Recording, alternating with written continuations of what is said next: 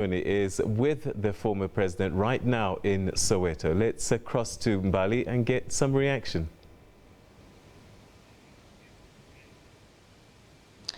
Of course, we are coming at you live from the Thabo Mbeki Foundation in Killarney in Johannesburg. And of course, we are joined by former President Thabo Mbeki. Now he's here to talk to us about a number of issues we have been seeing developing throughout the country this evening. Now, former President, I'd just like to start off with what's been happening across the border. Coming into Zimbabwe, we saw the announcement yesterday that a former leader of MDC, Morgan Tsvangirai, has passed away. Yes, I think the first thing that really we need to say is to convey our own condolences to Mrs. Tsvangirai, the children, and the rest of the Tsvangirai family, of course, as well as his colleagues in the MDC. Because I think for them, he really tried his best to represent the interests of the members of the MDC and to try and advance a particular agenda in terms of what they thought was necessary in the terms of the transformation of Zimbabwe. So it's a serious loss from that point of view, and I'm quite certain that it is necessary also for us to convey our own condolences. You know, the first time we got involved in trying to mediate the relations among the political parties in Zimbabwe, that's between the MDC and ZANU-PF, was at the request of Morgan. They asked us some years back to intervene with the government in terms of certain amendments they wanted to make in the constitution of Zimbabwe, which we did. And after that, the ANC had very regular meetings with the MDC to listen to them, to see in what ways we could assist them as part of the process of assisting the people of Zimbabwe as a whole. So I'm saying that's the beginning of our involvement. And it concluded that involvement with what we thought was a very important agreement between the MDC in all its two factions and then ZANU-PF, which was the Global Political Agreement of 2008. That's a very important agreement in terms of the politics of Zimbabwe, the economy of Zimbabwe, the constitution of Zimbabwe, and all of these things. It was an agreed program between what were the major political parties in Zimbabwe. And indeed, I think that the death now of Morgan, I think should remind Zimbabweans to go back to that, to say what is it that we had agreed in 2008. As I say, it covered, that agreement was indeed global. It was called a Global Political Agreement, and it was indeed global. Gave them a new constitution. They had agreements about what to do with the economy, what to do with the politics, what to do with the elections, all of these things. It was a common platform of all of the Zimbabweans in order to transform the country in a way that was agreed. And I'm just saying that I think in tribute to Morgan, I think it would be very good if Zimbabweans went back to that agreement, because it's a national perspective rather than a partisan perspective. And I'm quite sure that many elements of that agreement are still relevant in terms of the challenges of Zimbabwe today. They are going to have these elections later this year, presidential and parliamentary elections. And indeed, I'm saying that that agreement also included what needed to be done in Zimbabwe in order to ensure that you had credible elections. So again, they must go back to that kind of base, even as they go, I think, in terms of these elections that are coming this year. And I'm just saying that I think that would be to pay proper tribute to Morgan. And do you think that he passes away at such a crucial time in Zimbabwe after we've seen the fall of Robert Mugabe? Well, I mean, sure, President Mugabe is gone, but ZANU-PF is still the party in power. And I was very pleased when I saw President Emerson Mnangagwa visiting Morgan in Harare. It was a good gesture, I thought, on the part of President Mnangagwa, indicating that readiness to work together as Zimbabweans. They are different political parties, but I think they are both of them patriotic and are concerned about the future of Zimbabwe. And I think that President Mnangagwa's visit to see Morgan was a good thing.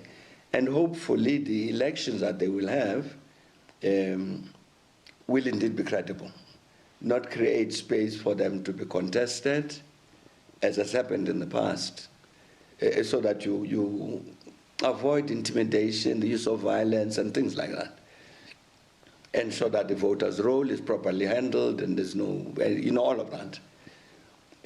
I think it would be good if they did that. And again, as I want to emphasize, there was actually a national agreement about this, which involved Morgan Tsvangirai, which involved President Mugabe.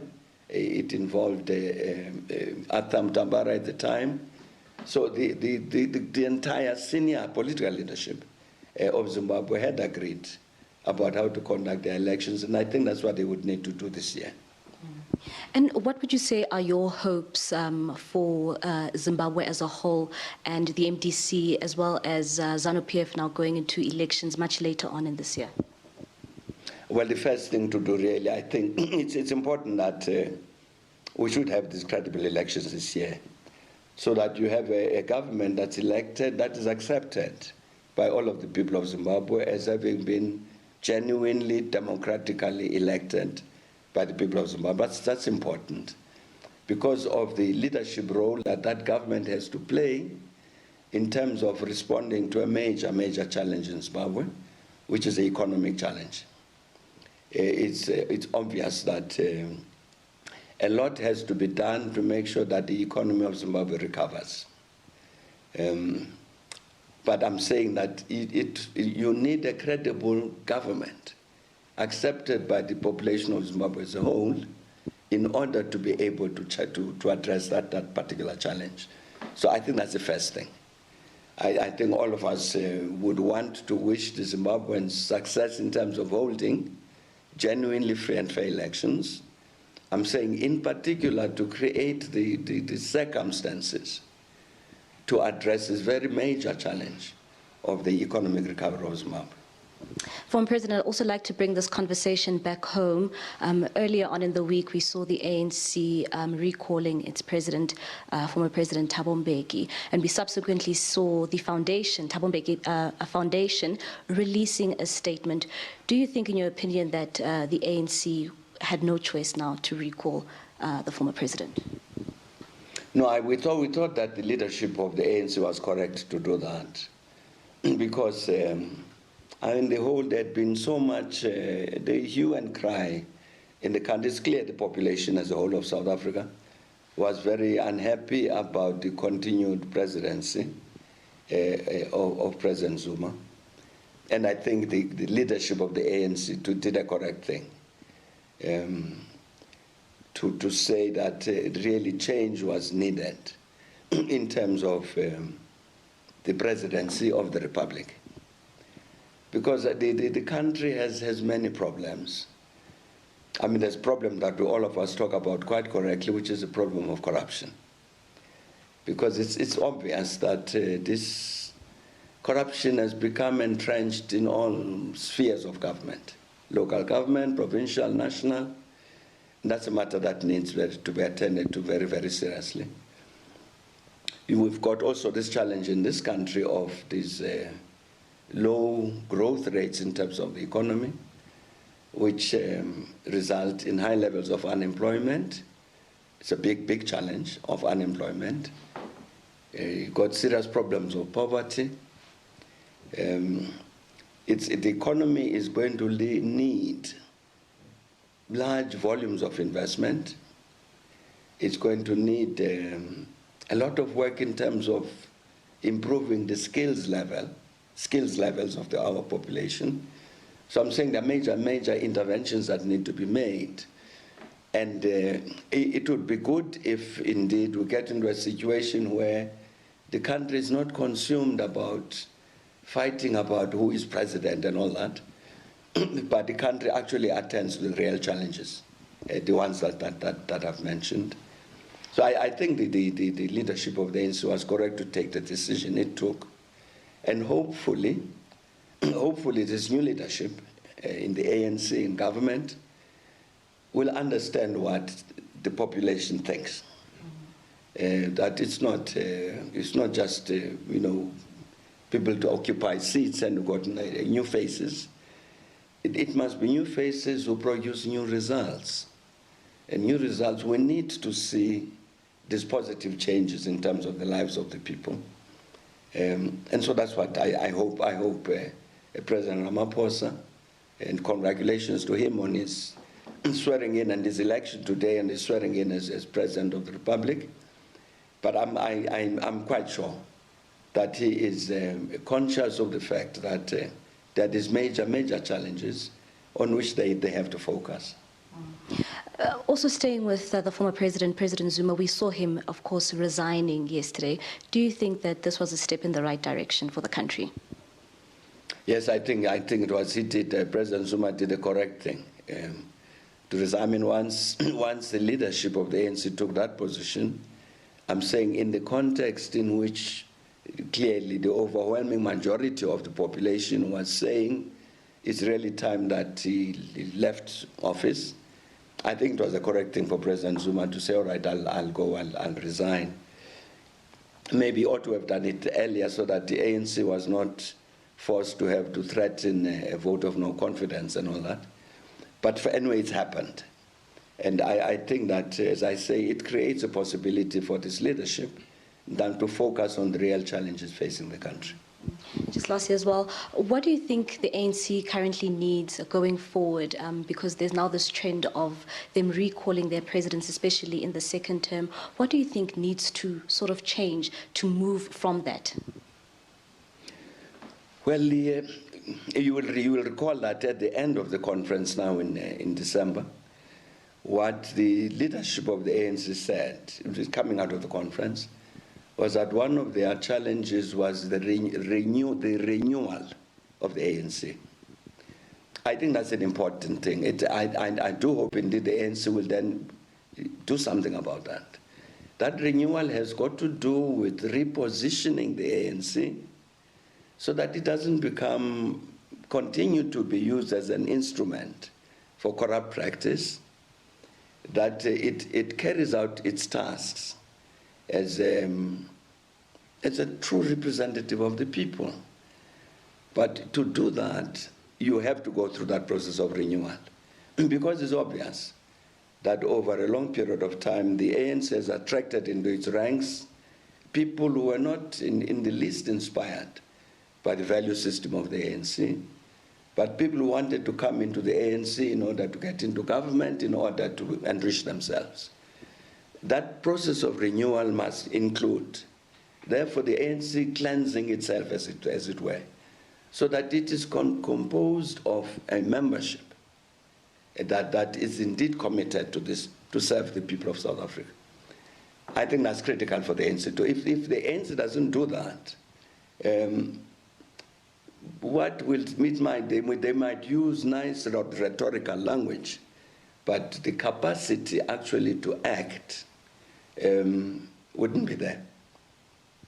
If it is in the hands of people, I'm saying, who are in the ANC, not at all inspired by the value system of the ANC, not at all inspired by the desire and the commitment to serve the people.